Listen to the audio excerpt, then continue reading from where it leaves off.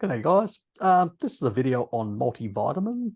So let's say somebody has just transitioned to a carnivore diet or a low carb keto type diet, has come from a SAD diet, or has come from, a veganerized diet, or, vegan, vegetarian, or has, underlying, they've had a long period of time of malabsorption issues and a whole lot of things, or they're a relative or a parent in a nursing home or something like that, need something, that, especially with people with certain malabsorption issues and a whole lot of other things, need a quality sort of supplement that has a number of critical B vitamins that are in the active form, and so can provide some level of support in the micronutrient sort of area. Obviously, as carnivores, this is probably less applicable to the majority of carnivores who are getting should be getting most of their micronutrients from, a diverse source of animal foods. They shouldn't have any problems in that department, but obviously people that haven't been ancestral all their life may have some varied levels or severe levels of depletion, or a relative or friend, and you want to recommend a good multivitamin for them.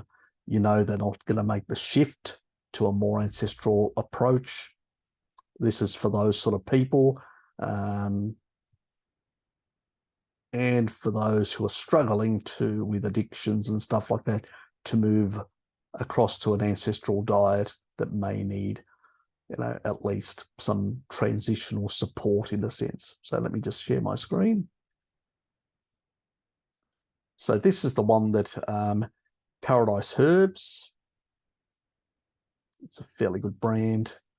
It was a husband and wife team that actually developed this company in the early days, so it has a very good efficacy. They've been around, as I said, over 25 years, and this is one of their multivitamins. The nice thing about it is it's got no iron, unlike some of the others that have got, because all the other supplements have got non-heme iron, or just really, filings in some regards. I'm not kidding you. So we definitely don't want that sort of crap in a multivitamin. So let's just take a look at this Earth Blend One Daily Superfood Multivitamin, no iron. Okay. So what have we got? Obviously, so they've got a number of adaptogens and other things and probiotics in these. So it's a fairly good formulation. Since 1994, they've been around. Gluten-free, no GMO ingredients. So they tick all those sort of boxes. This couple were vegetarians, but anyway, we won't hold that against them. It's the reason why the beta-carotene thing. But in a sense, I prefer people getting their, obviously at 100%, 5,000 IUs, it's usually about, most people, even good converters, will only get about half that. So it's not in any excessive amount to cause any problems. Ascorbic acid, the majority of people they're going to be using this type long term, probably on a mixed diet anyway, and so probably inhibiting GLUT4 uptake of so having 100%, 160, 100 milligrams is probably okay for that sort of crowd. Very little, 1,000 IUs of vitamin D. Obviously we know the other supplement that I've talked about it before.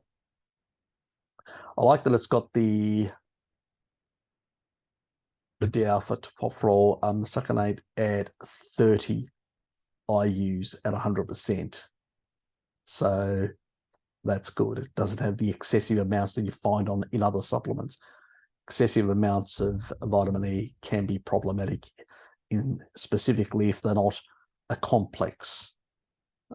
So this is fine in that regard. It's not excessive, so I've got less of an issue. The K2 is menaquinone 4, and it ticks another box for me. The thiamine is an active form, so it's fine. And also this one helps with peripheral neuropathy and stuff like that, which is really good. This is also the active form of riboflavin, really good, because it means, and this also is fine with absorption, has good absorption. So is this. And so that's really important. This helps with skin hydration. It's the metabolite that comes out of the NAD sort of, and it goes through the salvage pathway, similar to the sirtuins and the PARPs and all that. So that's the metabolite, but it does help. I've talked about it before with skin hydration. So a lot of people who are on a standard diet have hydration issues with the skin and stuff like that. So this will help those, especially elderly. So that's another bonus there. And I love that it's got very high riboflavin, and also with the thiamine, really good, because a lot of these people are on carbohydrates and require more thiamine. They burn through it like there's no tomorrow. And also the riboflavin will support the methylation pathway. I've talked about it before. Also, really good level of the active form, pyridoxal 5-phosphate, and it's not like a mega dose for oxalate dumping, but it's a good dose of 10 milligrams for an elderly person to support methylation and other things. So it's fairly good, and you can take that level for a very long time with zero issues and problems. Methylfolate, it's the active form. Again, it's not excessive within the 100% amount. Most people that are in nursing homes and all that, they're eating refined carbs. They're not really getting a lot of good sources of folate anyway. So this is fine for the people like that. Methylcobalamin is the active form, and it's quite a bit. Older people have a lot of issues with stomach acidity and stuff like that, especially being on a SAD diet for a very long time. That's been down-regulated, and sometimes, and this is the active form, and it's better absorbed. So it's got quite a bit in there, which is good. Probably going to sort out a lot of their deficiency issues. A good amount of biotin, really important, especially when it's hard to get biotin into people because they don't eat enough eggs and stuff like that, enough animal foods. Very much problematic in that regard. This is another thing that I really like about this multivitamin. It's not very high in pantothenic acid, B5. Pantothenic acid, when you actually have it above, especially above 25, probably 15, above 15, it becomes a problem over prolonged use. Because you do have some level of storage. I do have an old video that I did on Bart Kay's channel. It's on the Odyssey channel that he's got, that other channel, and people can find it there. I don't know exactly where he has. You'll have to search through, so you'll have to look for it in that.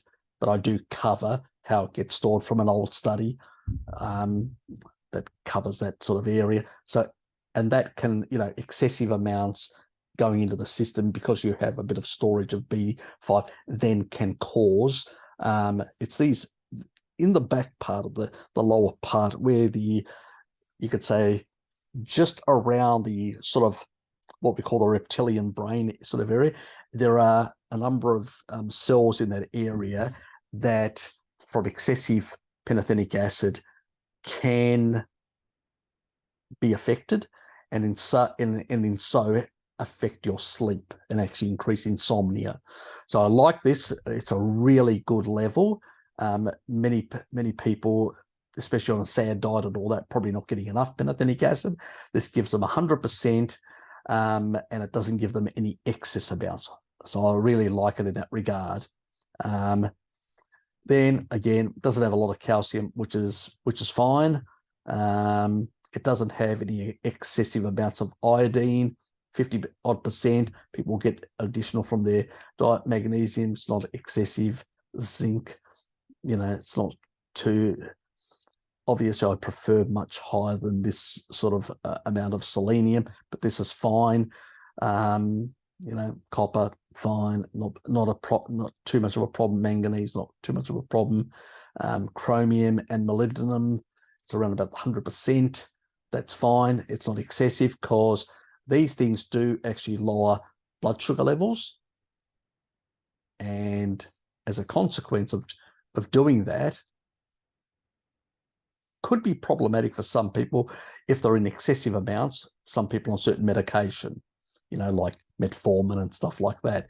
So this isn't like an excessive amount to cause any really problems. It just may lower slightly, but it won't force people into hypoglycemia.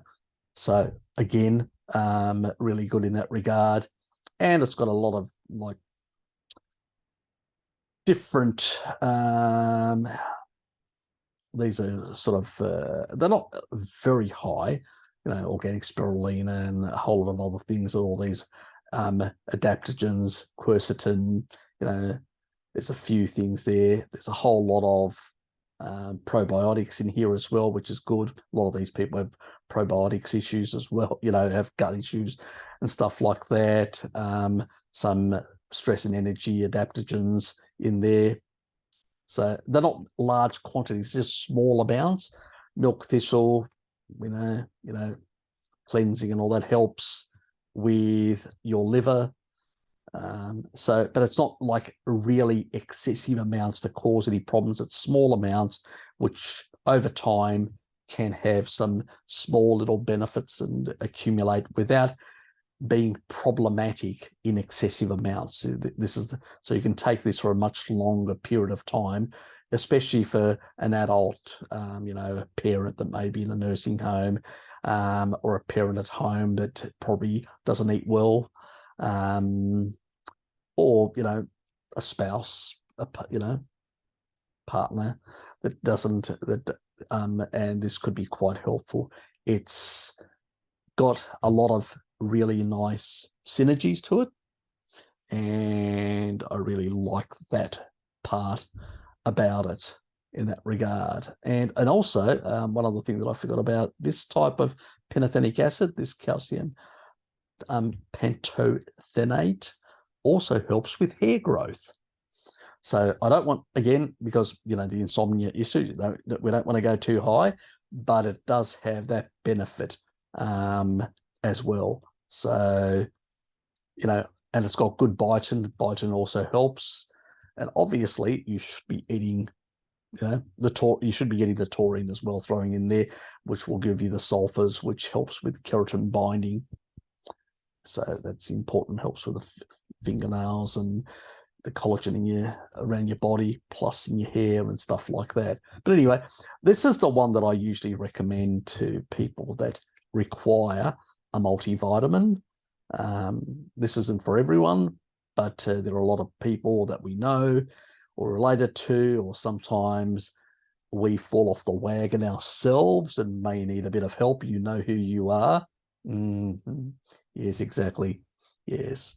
So we won't go into those details. So that's pretty much a fairly good quality multivitamin that people can use as an option, especially if they're going overseas sometimes and they know they're not going to be eating appropriately.